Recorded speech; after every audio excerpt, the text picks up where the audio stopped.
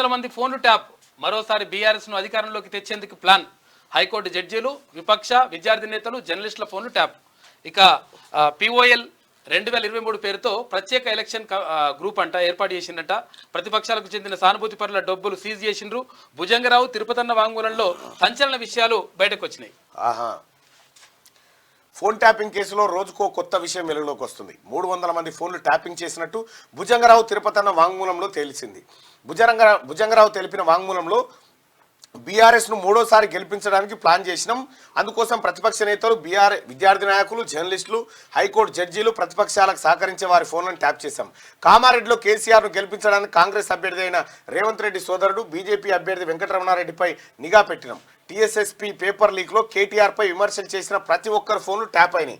BRS నేతల సూచనతో కంపెనీలు VIPల దగ్గర బ్లాక్మెయిల్ చేసి పైసలు వసూలు చేసిరట. అరే KT రామారావు, నువ్వు బ్లాక్ మెయిలరు. ఇగో ఇది బయటపడ్డది, దొరికింది ఆధారం.